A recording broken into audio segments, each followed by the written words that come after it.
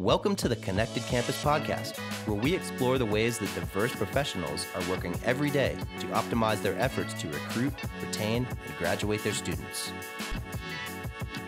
So I'm very honored to be with somebody who is a longtime collaborator and partner to Pathify for the Connected Campus podcast episode here.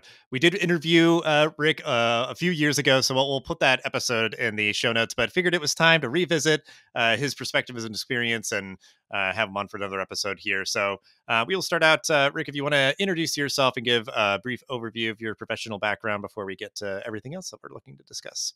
Absolutely. And thank you, Dustin. I appreciate being included in this. I've been in higher ed since the late 80s. I lived through the Wild West times of the early internet, and I'm a self-taught technologist. I had every intention of doing a PhD in teaching history, but this technology thing pays the bills better than teaching history, which is a sad commentary in some circles.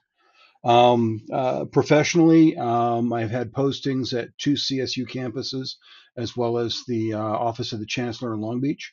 I built the IT department for the Department of Medicine in the middle 90s at UC San Francisco.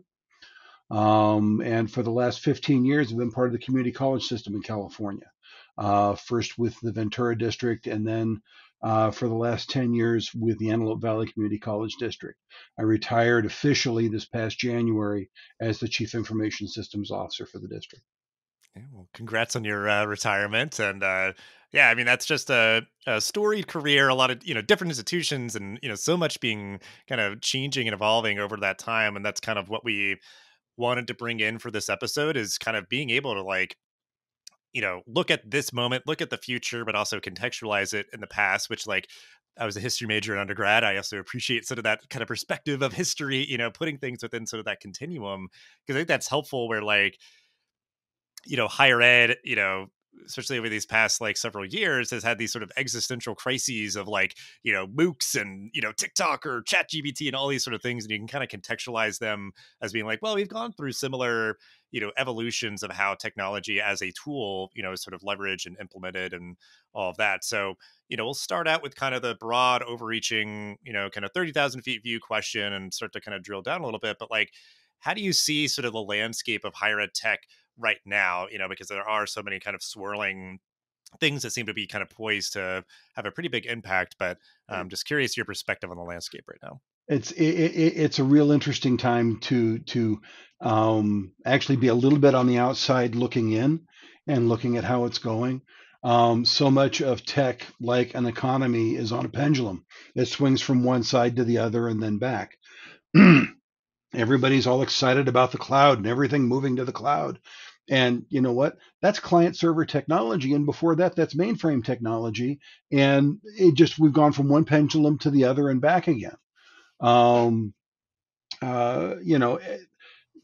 Data centers on campus are becoming somewhat antiquated, as most institutions are now, for a number of business reasons, moving the majority of their operations to a cloud environment, whether that's AWS or Oracle or Google or somebody else. But I think there'll always be a need for some local presence for local applications, local purposes, where the business case for it really just doesn't match with a cloud environment. But from a disaster recovery perspective, the cloud provides a really unique opportunity. I say that as someone who lives literally yards from the San Andreas Fault. So when that moves, not having the operational, business of the college on the college 7 miles from the fault is a good thing. But the other side of that coin is the running dialogue between OPEX and CAPEX expenditures. If I'm functioning on a capital expenditure model, I can extend that investment a year or 2 years and not have to replace hardware when the economy struggles like it is potentially now. Whereas if I'm in an AWS model, I'm on the hook for that monthly with AWS, regardless of what my budget looks like. So there are risks and benefits on both sides of that coin. Other things that are going on right now that are really interesting, obviously, cyber is on everybody's list. And whether it's trying to avoid a breach or complying with new privacy rules, both European and here in California, or trying to adapt to new interaction models with remote instruction. We came through COVID. We learned a lot from COVID. And faculty wanting to, the student has to have their camera on. Well, you know what? That could be an invasion of privacy. No, they don't. It's a real interesting thing. Like I said, having just retired and sitting back and looking in and watching some of the things and how they're beginning to shift out, it's real interesting. The AI thing is fascinating, Mhm. just fascinating. Everybody was all excited when we were implementing a chatbot that was AI driven, that we could do conversational stuff with students. And now those AIs have evolved to the point that the students can take advantage of them. And now we're looking at the ethics of it and trying to manage, is this plagiarism? Where's the line here, and how do faculty assess content that really doesn't look like it came from that student? Mhm. Um, that's going to be a real interesting one to watch, filter out. As someone who writes science fiction evenings and weekends, it's going to be a lot of fun. Yeah. Well, because yeah, like it's like these things are becoming more real. Oh, very and that's how real. it always is. Is that like sci-fi becomes reality to an extent, and like because yeah, like it is funny that like ChatGPT as like a tool to an extent, like the interface is no different than like a chatbot. Like it's just a It's just a your tool. yeah, like it's just call and response and giving you answers, and it's sort of a sophisticated search engine, trying to give you something served up more robustly than just sort of like, yeah, here's all the results, like good luck, whatever, So, but it's like, yeah, I mean, that's like a simple in theory, but the implications are sort of complex and dynamic, and for me, sometimes it's like, you know, easier said than done, but I'm just like, oh, you just have to change assignments to be kind of more sort of unique or creative and all that. That can't just be answered by like a chatbot or, by as AI. as an old classroom instructor, and I taught history in the classroom in the 90s, and I taught for Golden Gate University for a little while as well. My immediate response was, okay, we go back to blue books. Hmm. We go back to blue books. You tell them to bring in a blue book, and they're going to write out an essay response to prove, mastery of the material. That might be a solution for most students, but in a world now where we are paying much greater attention to compliance with ADA and the need to respond to student needs. I mean, we had a Supreme Court ruling just recently on ADA. Is it yesterday? And a student who required ASL to interact in the classroom. Um, is it fair to students who have a mechanical issue or a cognitive issue where they can't go from here to pen and paper and have them interact in the classroom that way? It's going to be an interesting thing to see how that all sorts too. Hmm. Yeah. Well, like, yeah, because like from one side, it's like, yeah, I mean, that actually is kind of like a refreshing take of just like, okay, in some instances, the solution, like, okay, a solution to technology is like more technology or different technology or using the tool differently. But then it could be like, well, there is also this path over here where it's just like, let's go analog. Like, let's just try to like Yep, avoid all the sort of hangups or whatever. So it's like, yeah, you just kind of have to choose your own adventure and figure out, what, because I think it's also like it's not necessarily going to be one size fits all, where it's just like, well, we oh can yeah, just use this there's to do every assignment for everybody, every time, everywhere, or yeah, whatever. So there's you no just have magic to, bullet.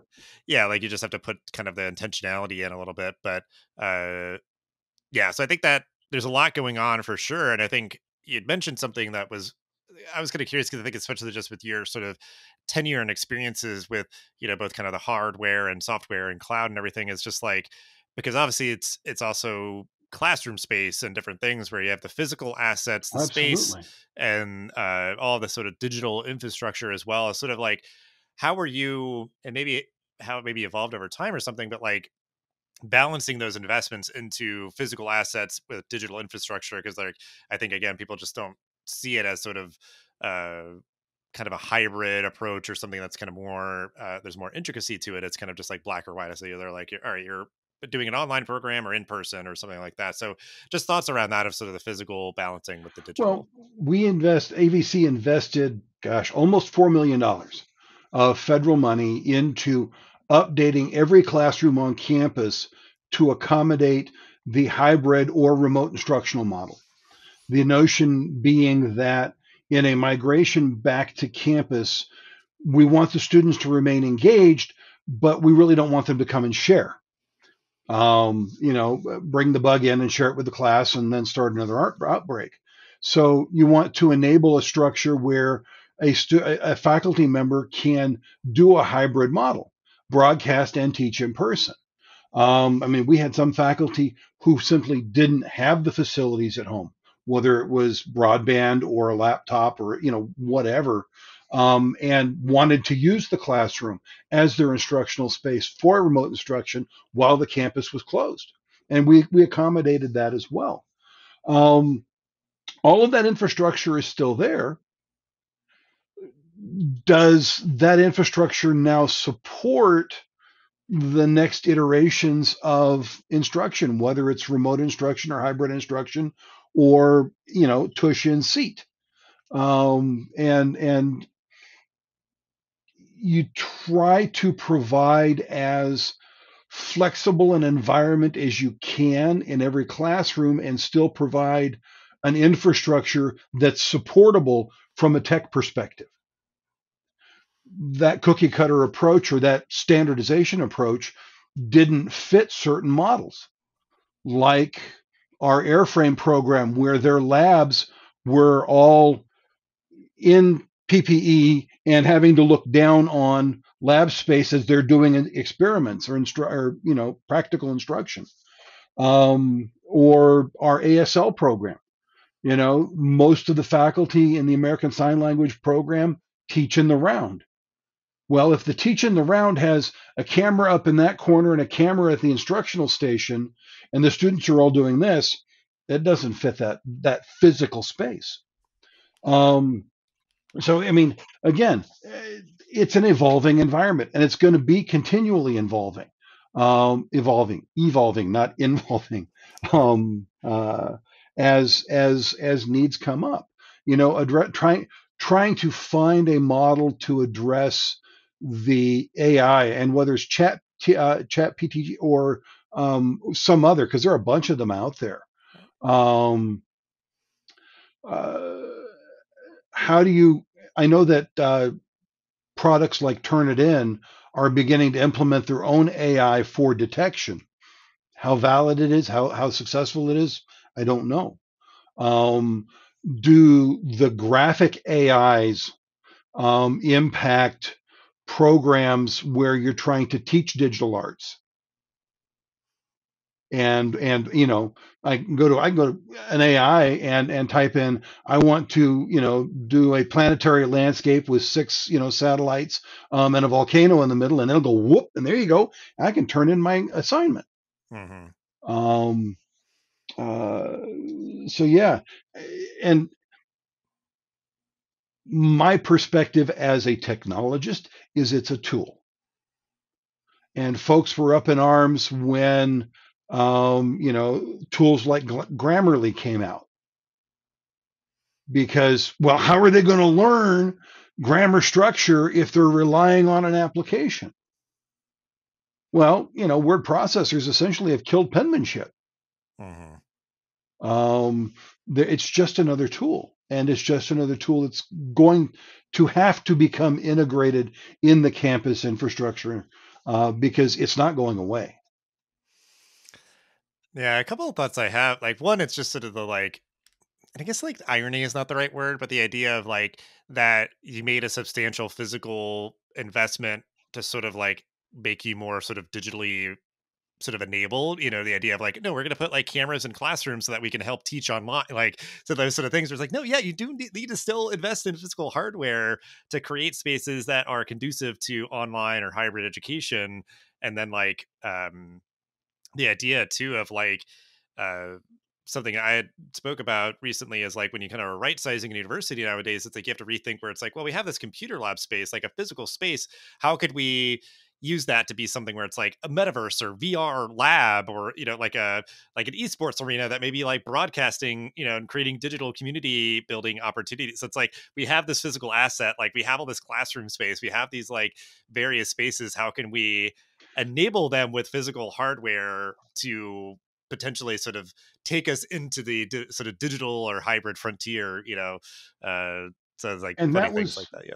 that was a dialogue similar to that was going on campus between 2017, 2018, 2019, and then as we were going into COVID, because the college passed a capital bond and was building a number of buildings. And one of those projects was a new central computer lab, a shiny new 50-seat computer lab consolidating several open labs. But with the blanket implementation or ubiquitous implementation of wireless across campus, more and more students were bringing their own devices. So utilization of the open labs was declining on a regular basis. So the two open labs became one open lab, and now I had a 27-seat lab instead of a 52-seat lab. And we were having that conversation: is do we really need to build this out?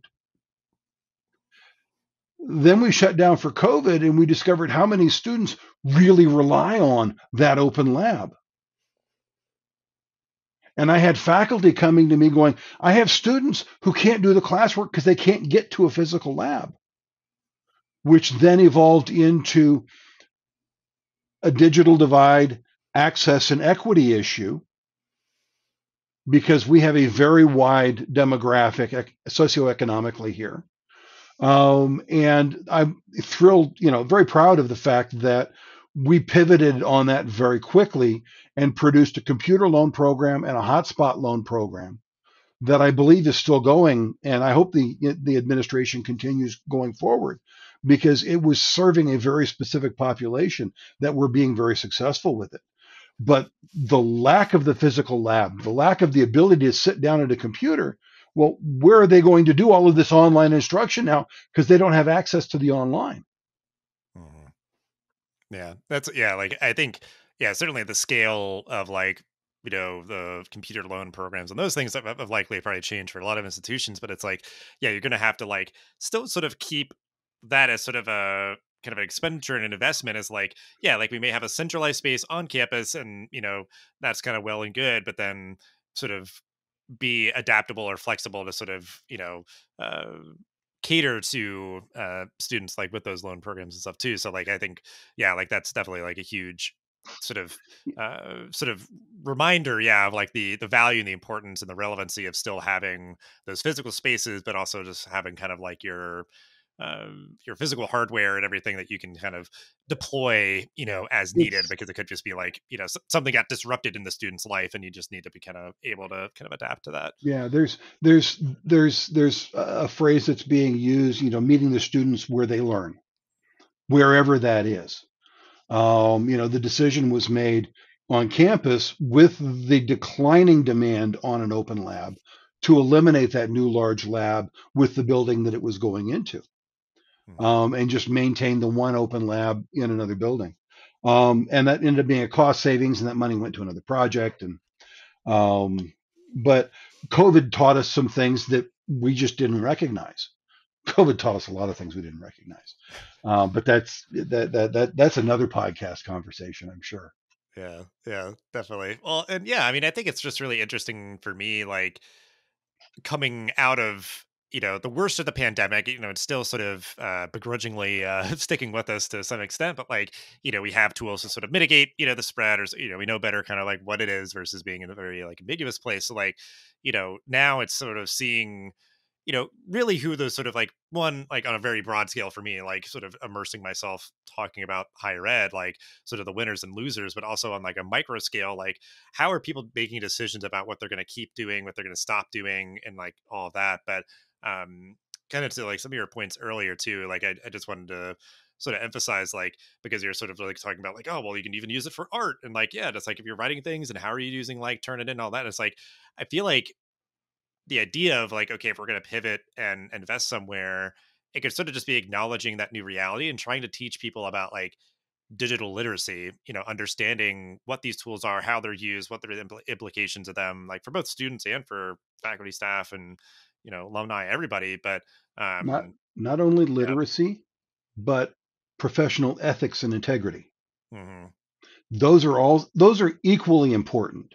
Right. Where do these things get applied, and what is the appropriate application for them for com- compliance? Because some of our academic programs are very tightly regulated. Nursing, for example, they have their own regulatory boards associated. Um, Others less so, um, and that needs, I believe, to become part of the conversation from the beginning. The notion of personal and professional ethics and um, and I just lost that other word. But focusing on where the appropriate application of a tool is used and how, and does the use of that tool shortchange the student in them identifying a shortcut to get a better grade? Yeah, because that's what I'm thinking is like, how could it be used to kind of like help a student like outline a paper? Like you could use it as like inspiration, and that idea where it's like, oh, okay, like this helped me sort of like start to get my arms around this, and then like I wrote the paper, like it's mine, I did it, and then like we obviously have a lot of established ways to kind of verify that. um but yeah, I mean, it is like that. Yeah, the integrity piece, I think, is just like the right word, and obviously that's sort of the sort of cultural sort of norm for higher ed is just like academic integrity, and it's like, hey, that still applies here. Like you still gotta like think about that as you're seeing how to use these tools. And yeah, I mean, you as the student or whomever, if you're just like getting ChatGPT to write your paper, it's like you lose in the end. Like, and certainly like there can be some blemishes and bruises and sort of scrapes and everything that the institution has to bear, because like if they sort of aren't kind of creating kind of checks and balances to maybe catch those things or minimize them, that it is like still sort of being like, oh, okay, we're graduating people who actually didn't really kind of fully comprehend the concepts that were in the courses and everything. So it's Yep. like, that does not serve them. So I think I'm hoping, and I do believe, because I'm sort of, I guess, moderate on this sort of topic, that like those incentives, after we sort of get through the sort of like noisy part of just like, the sky is falling, ChatGPT, like everyone will be kind of incentivized towards a place where it's like, we can utilize this again as a tool, as we keep kind of referencing back to, that kind of help everybody's lives be a little bit better, but still kind of anchor around like, authenticity, integrity, and those sort of things. So that's my optimistic hope, I guess. No, no, and I think it's a pragmatic perspective, because the tool's not going away. It's going to be integrated in what we do and how we do it. So the paradigm is the paradigm, the structure, pick your adjective, is going to have to evolve to compensate for it. You know, there's another side to the application of AI institutionally in trying to right size your instruction, trying to make sure that you're sequencing your courses to make the student's path as efficient as possible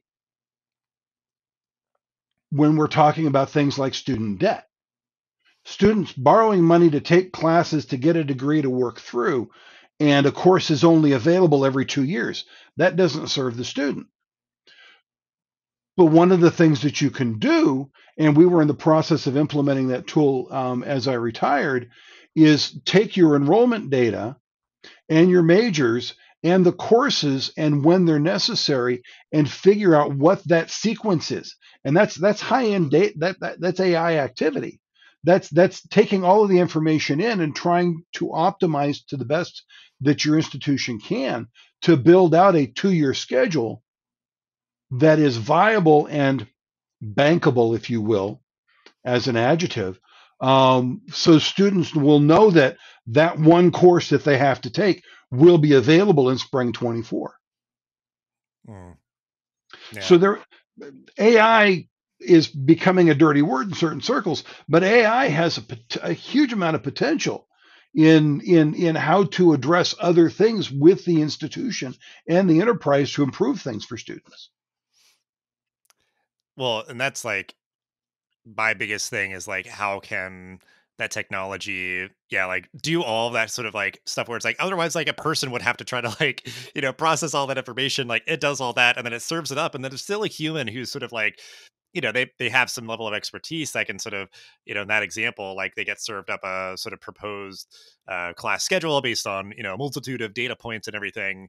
And they can, uh, sort of still kind of put their mark on being like, well, okay, well, yeah, let me tinker with this a little bit and sort of leverage my expertise and stuff. So, yeah, I mean, there's a lot of, I think, because so much of the conversation has been focused on, yeah, like students and submitting papers and that sort of thing with like AI. But I think there is still so much opportunity, like you're saying, on sort of the administrative side of how can we, especially like with maybe lean times ahead, if we've got like a leaner team and, leveraging the resources we have to kind of, yeah, just do better work, in the end, using those sort of tools. So, and that I say it all, to kind of segue to one of my final questions here is like, the advice that you would have, obviously you've been making these kind of decisions and, trying to figure out how to kind of integrate all these different tools and, policies and processes together and everything, you know, at this moment and kind of looking forward to what the future may look like, what advice would you give to higher ed leaders about sort of utilizing their tech stacks? I think,